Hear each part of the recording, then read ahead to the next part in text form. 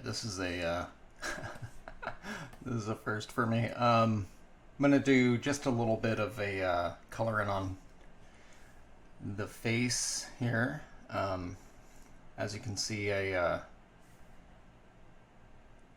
can say several times within 1 minute. So these are the original flats sent back to me from Carl Dutchin, who also goes by Dutch's Dynamic Illustration. For years, he's been doing my flats for me. Saves me an immense amount of time. He's much better at it than I am, and doesn't break the bank, so I will continue to use him, and he's a good friend. Alright, so here's the flats after I have adjusted them, the original ones. I tend to, sorry, I'm a little scratchy throat here. I tend to go through the colors and try to determine the base color, and then I also like to choose, I'm not going to necessarily say the darkest shade of that color, but the darkest shadow that I assume I'll be using within that. And the way that I color digitally is kind of the opposite that I would color, say, a sketch cover with Copic marker for colors, which is with Copics I'll do the line art and color lightest color towards the shadows. Digitally, I like to color the opposite direction. I like to color midtones on top of the shadowed areas, and then kind of work my way towards highlights. When I start feeling comfortable with the way everything is looking, I will then come in and start adding overlays, filters, rim lighting, anything that kind of makes the piece pop a bit. You know, line knockouts, hard light layers, whatever it takes. No two pieces are necessarily approached the same for me. So over here, you're going to see I got layer 5, 4, 3, and 2.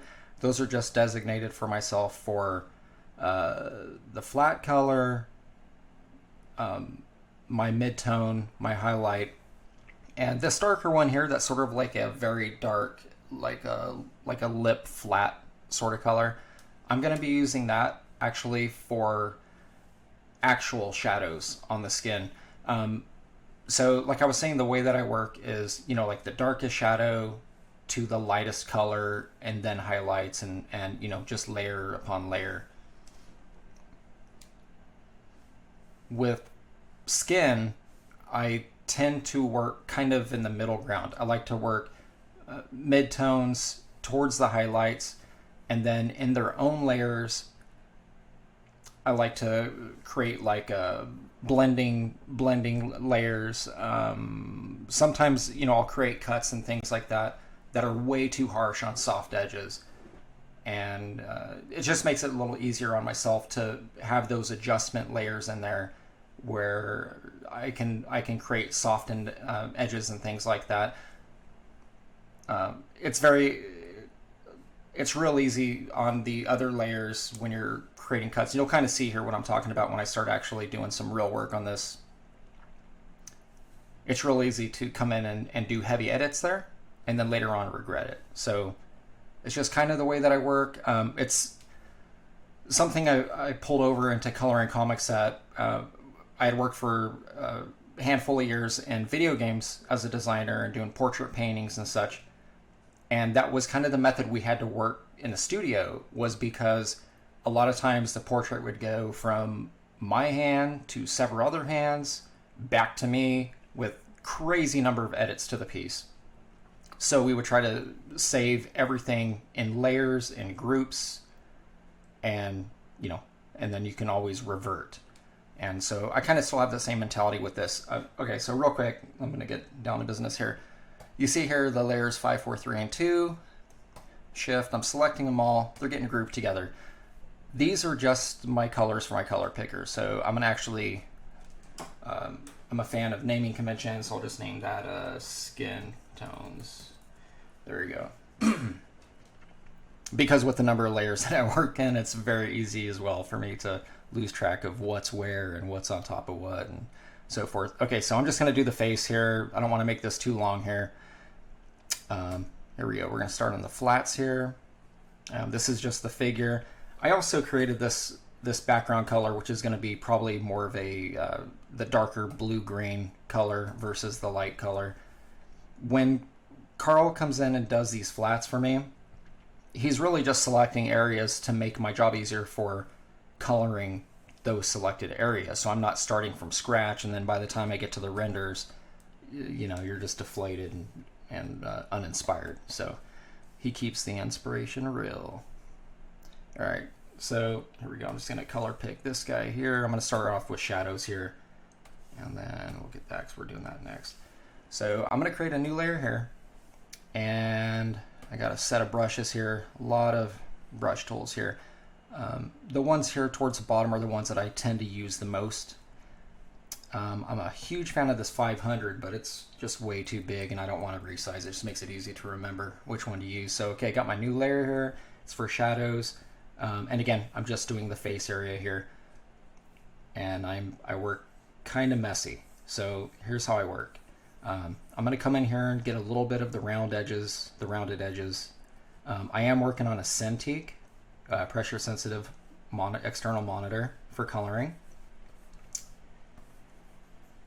And yeah, so you don't really want to overdo it. I do come in here with cuts and all that as well. So, all right, so I'm getting my basic areas that, you know, underneath the hair, there's going to be a little bit of shading, a little bit under the eyes, which, you know, the lower eyelid does protrude a bit, the sides of the nose. I'm establishing that the light source is coming from this direction or from above, right? So, okay, you got a little bit of that. And obviously, if the head is tilted forward, there's going to be a little bit of shadow, you know, here towards the bottom. So I just like to hit that just a tad. All right, there you go. So I'm going to come above this one here, and I'm actually going to turn that. You know what? I'll name it. I will be good with this one. And I'm just going to name it Shadows 1.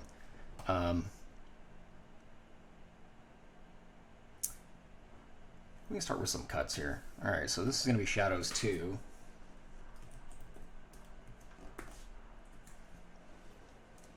And just keep in mind, I might scrap all this. I might decide that talking was destroying my actual focus of this piece. So with the lighting coming down, you can select, I mean, this is comic book art. So their lighting is, you know, you want to kind of follow a rule of thumb with lighting, consistency throughout the entire piece. But again, I mean, it's comics. We break rules all the time. That's part of why this kind of artwork is fun. So I'm just going to kind of create a little bit of a hard edge here and hit it just a bit. And then I'm going to do the same on this side here.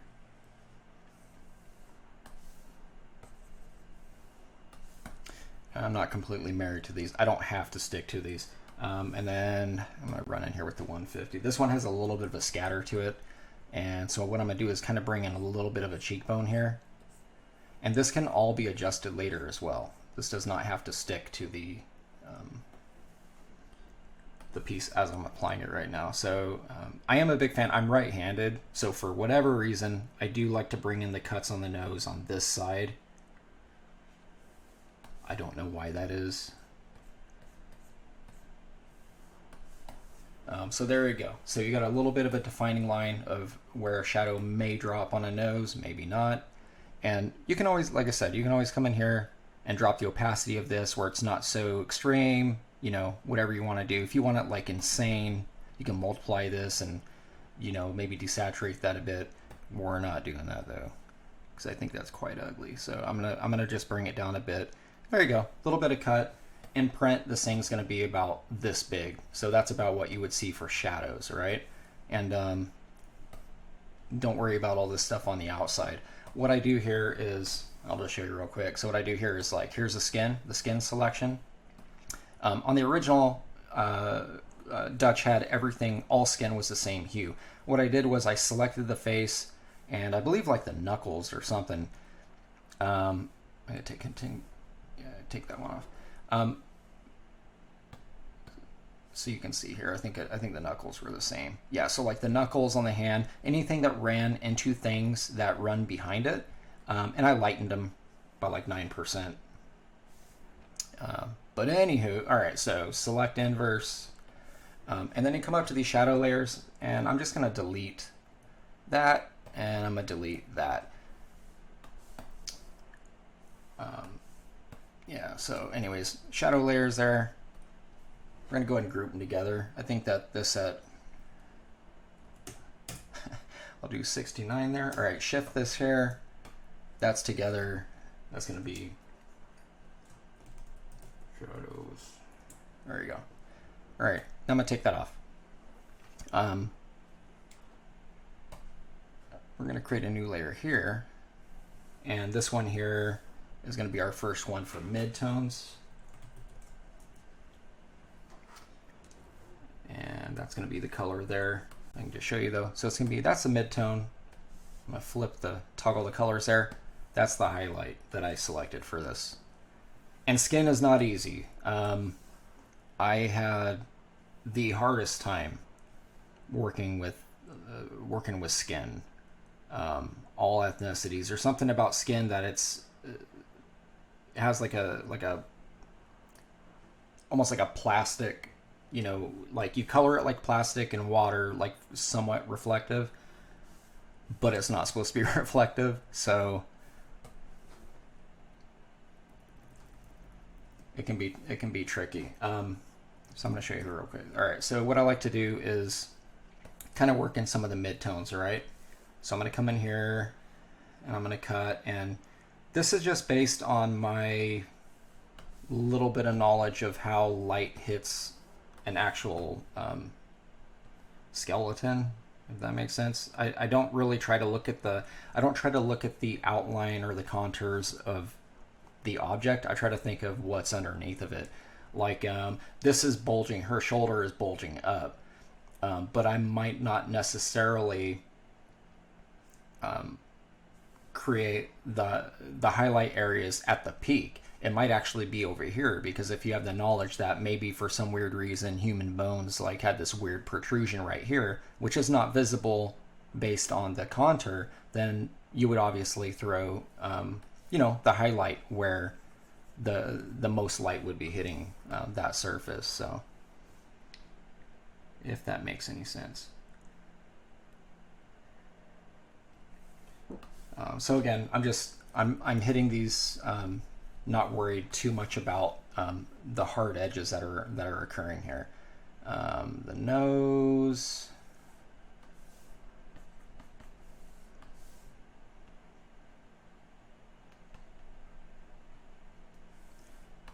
All right. Okay, so got a little bit of that to work with, and then I also like to come in and just sort of hit the areas that I'm not too concerned with there being a hard edge to it, but I do know that the light does reflect a bit in those areas, so just going to kind of hit those a bit. What I like to do to this layer here is just do a Gaussian blur on it of just a few pixels, not too much, just to soften up those edges. So you can see right here as I'm moving this up, those edges are becoming softer, and if you go crazy high, it just blows out. So probably about, you know, like 2.7 or so seems to be a consistent number I come up with there. All right, so as you can see, there you go. There's a little bit of the mid-tone. Okay, so we're not even on the highlights yet. So I usually like to drop this a bit, and then above it I like to throw on a hard light layer, leaving it the same color, which is that one there, the same color that's underneath. And I like to just kind of create the areas again and just sort of revisit a little bit of where the light might still be hitting it hard. I just kind of like the effect that this gives it. And based on what my eyeballs tell me when I'm done with this, you know, I might leave it hard edged, I might delete it, you know, might whatever. And that's the great thing about layers. Layers, you can just self-explanatory. You just kind of do what you do, and you can alter them. You can change the setting of the layer. You know, layers are great.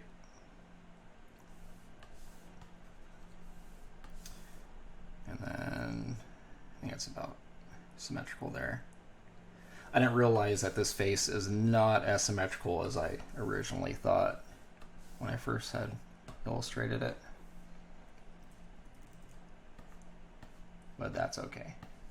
All right, so that's what it looks like there. Now I got the that's the hard light layer over the desaturated. I'm gonna make that a 76.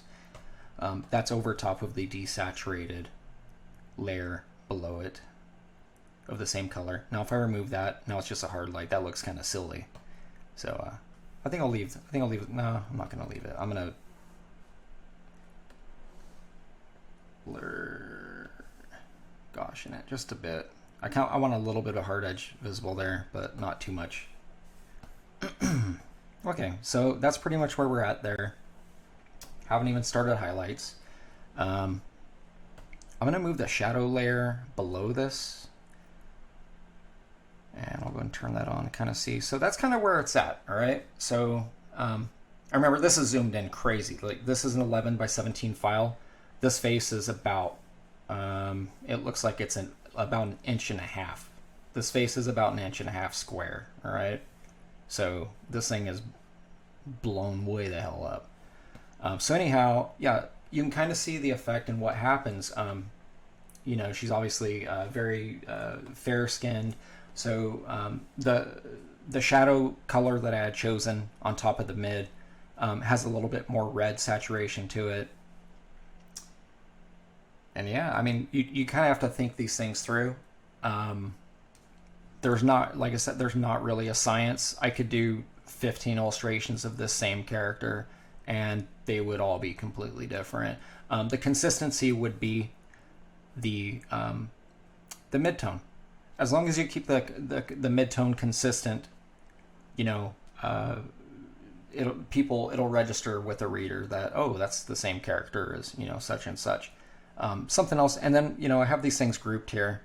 Let me go and do this again. I'm gonna select inverse off my flats, and I'm gonna go ahead and delete these, the exterior, which I let bleed outside into the hair and all that.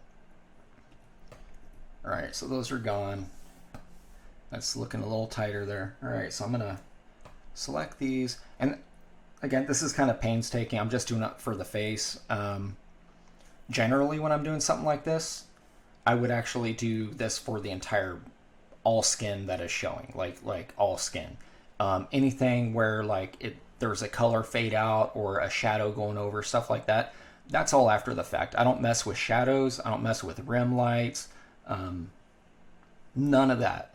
Atmospheric colors, which may be reflecting or altering the entire color spectrum on the character because they're in an environment which is very, you know, blue. Like this one's underwater. Like I'm probably most likely going to throw some underwater filters to it so it looks believable, because this does not look like she's swimming. But I have to establish the base, you know, the true colors that I perceive as being true colors for what her skin would look like in oxygen, not underwater. So yeah, like I said, the other thing is I can always revert. You know, I can always get rid of all those after effects and whatnot. So all right, so I made a new layer here. This one's going to be actually, I'm going to do the highlights. So, and again, naming convention of layers, naming convention of groups. See that? I didn't do that, just caught myself. There we go. And now I know what it is when I'm clicking on and off. I know exactly what I'm looking at. All right, so highlights. I'm kind of a fan of the deep cuts on these highlights, all right? So there's my highlight color. Okay, boom, highlight. I've already used these two. Okay, my flat color, my mid-tone. So highlights, got to think, well, where's the face highlighted at? Well, you got, you know, maybe an area right here. you know, and I do, I'm a big fan of geometrics right now. So a lot of my highlights and my cut areas are sculpted a bit. So kind of hit it right there. I think the light, I know on a lot of people's faces, like a lot of times the light can appear like a almost like a teardrop, you know, or even here up in the corner of the eyes. I'll hit it up on both sides. And I don't run this thing through like a paint bucket. I kind of hit it where I think the light kind of hits it, and I let the rest dither through on the you know, on the cut. So I'm hitting it here, and it's kind of coming through here a little bit. So I'm not really happy with that one there.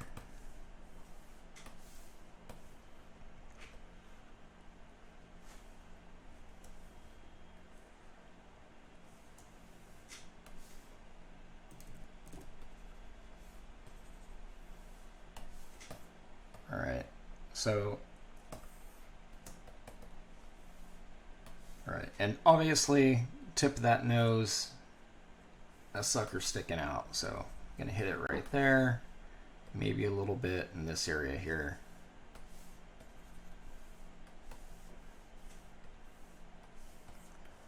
All right, and then I think I'm gonna create a new layer here. This one here I'm gonna actually play with, because I know when you're playing with cheeks and that, you can overwork it very easily. So I do this just for safety, to make sure that I'm not completely destroying what I was trying to do to begin with.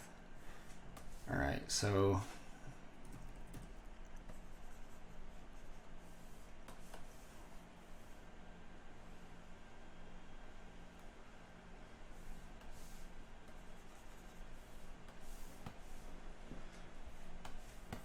yeah, I kind of dig that effect. It's not always necessary, but yeah. All right, I'm gonna hit it a little bit with an airbrush too. But yeah, I am a fan of the cuts and all that showing, and I can actually, so since I did that one in a separate layer, I can actually drop it a bit, so it's not as intense as the tip of the nose and her forehead and all that. All right, and I'm also a big fan of saving as I work, as you see up here in my history. I do work on a PC, so Control S all day, every day. All right, so there's all that there. I'm gonna play with something here. All right, Shift. These are the highlights. So, and remember, this is just the face. I haven't started on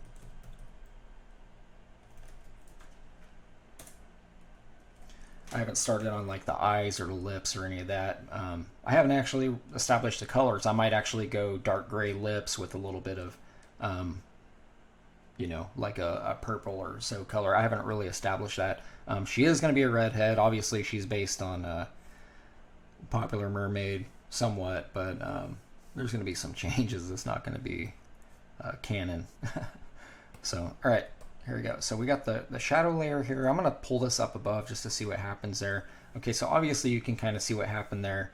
I went really deep up in here with the highlights, with the midtones. So let's bring this back down. All right, so something I'm going to do here is I'm going to duplicate this group. Ignore the way it looks. And I'm going to duplicate this group here. All right, so I got a highlight and a mid copy there. I'm going to take the regular ones off.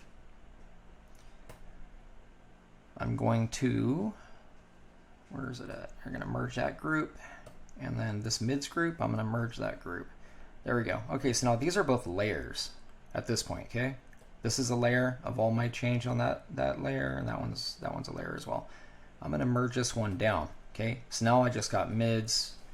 This is just going to be mids final. There we go. Now I still have the originals down here if I needed to do any edits, but we're not going to play with those. So for now, I'm going to play just with this layer right here. As you can see in the shadows, these are the areas which I play shadows, intended for shadows to appear. Most importantly to me, the shadows down in here come through just fine, and they come through just fine here, like this little gradient looking area here. A lot of people who don't know would probably think I came in here and did a gradient of shadow here, when really it's the midtones above it, okay? And that's why I'm a fan of working backwards, shadows towards highlights, because it can create these really cool little effects that would actually take quite a bit of time if you had worked the other way with, you know, light color and shading. That it could really just change the dynamic of the way the piece looks. Okay, so this layer, boom, right? Something that's bothering me already on this piece is the hair has no shadow. There's not really much shadow around the eyeballs, which are sunken in, and there's no really nice visible shadow under the nose. So something you can do, I got this, remember it's the highlight in the mid folders combined, flattened, drop down. It's all one layer at this point. I'm going to come in here and create some hard edges of where I would like those shadows to be. So under the nose, and I'm just going to hit delete. Okay, and it doesn't look like it made much damage there, so a lot of the shadow is showing. All right. Okay, so we're going to come up here in the hair, and I'm just going to kind of come through and say, all right, well, there's random strand. Here's all this right here. And then we got all this hair over here. And we also have the areas right here above the eye. A little bit of this here. A little bit of that light would be seeping through above that, right below that eyebrow. All right, and then there's that strand of hair, and then obviously that strand right there. All right, and I'm also trying to keep in mind how far the hair would be from the face and things like that. A little bit there.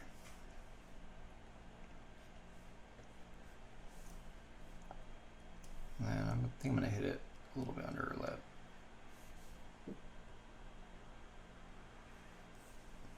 All right. Okay, so you can see my selected area there. You know what?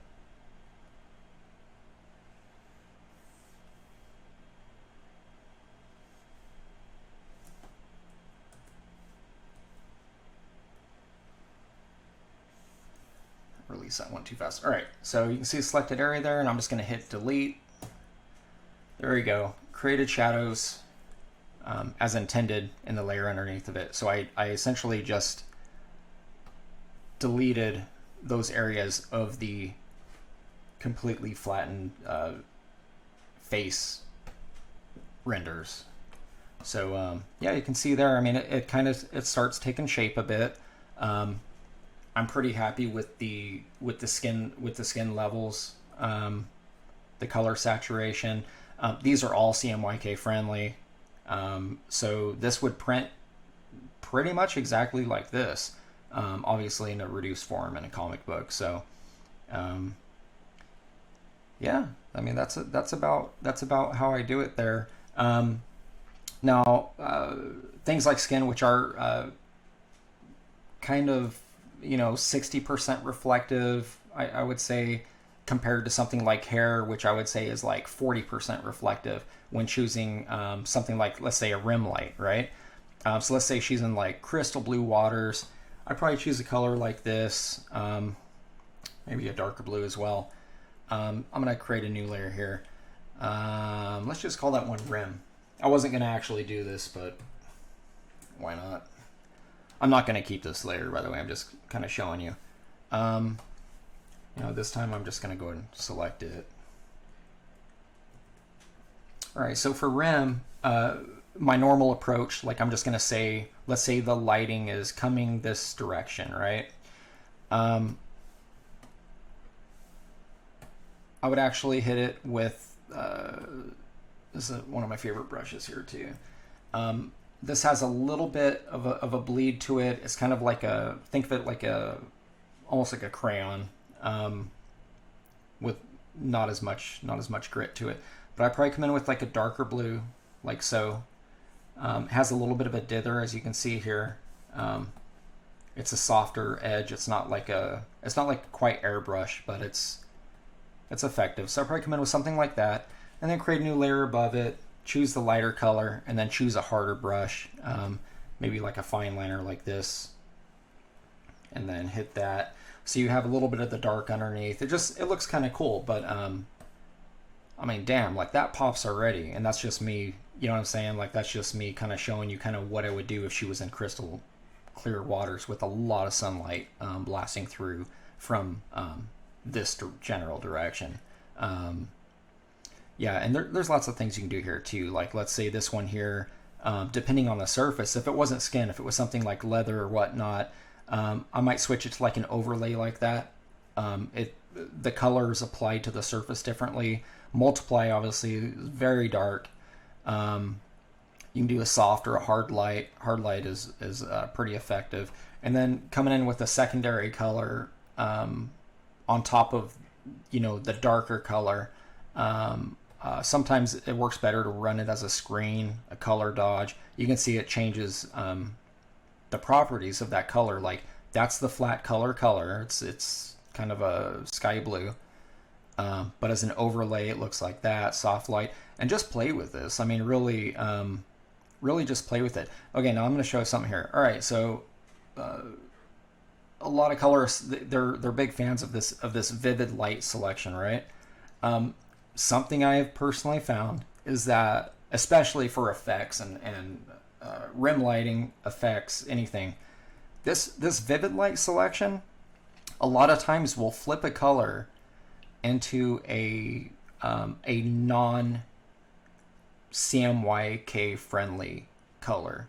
By that meaning that when you turn this file to a CMYK file for print, oranges, blues, greens, all of a sudden look gray. Like it looks like they just lose 60% of their of their pop.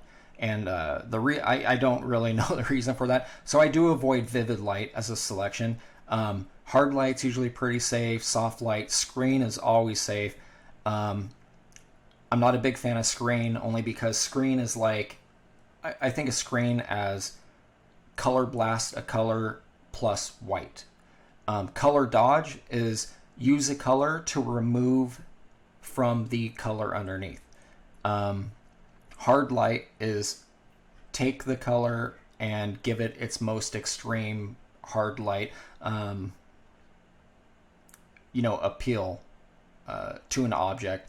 Hard light would be very useful in something like a sunset or something, when you have a character that needs a very orange or red rim light because of the sun going down behind them, and obviously the foreground colors would be darker and such. So I'm just rambling. But anyhow, yeah, I mean, that looks kind of cool. Although completely unrealistic, because then it would also, I'm just going to play around here, because then it would also require, since that's light's getting blasted there, the nose sticks out. So it would require a little bit of this as well.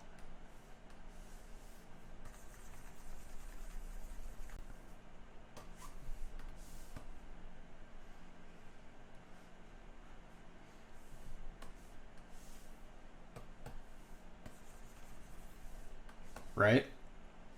You'd have to start hitting things that protrude that would also be catching that light. And that's just not really attractive. So anyhow, yeah, she probably is going to have a blue or something, but it's not going to be like this crazy right here. I'm going to take those off there. But anyhow, yeah, that's kind of where I'm at. Just wanted to... I had a few people asking me about this, like, hey, when are you going to start throwing up some colors? I'm like, well, whenever Everly goes to bed, I will try to bust something out. Yeah, this is a hack and slash showing how I do it. It's not a tutorial. This is just showing this is how Shelby Robertson colors stuff sometimes. Yeah, I mean, that's really it. So I got, you know, my shadow layers, my highlights, my mids. I merged all the highlights in the mids just to show you how to, one way that you can have, you know, all this layer stuff underneath pop through, so that you're not coming in and having to paint. You know, again, I said this in one of the other videos that you know, there's a 1,000 ways to do everything in Photoshop. I'm just doing the way that seems the most intuitive to me, especially after, I mean, the amount of time that I spent doing portraits and character design in the gaming industry. It really opened my eyes to a different approach versus just the cookie cutter method that most comic book colorists. I don't want to pigeonhole anyone, but there is kind of a cookie cutter method which is consistent. It supplies what a company needs, but for myself, it's kind of boring. So I just do stuff a little differently. I think I don't know. Maybe I do it very similar. Maybe I have a very similar intuitive method of coloring things to a lot of other artists and colorists and whatnot. But anyhow, that's it.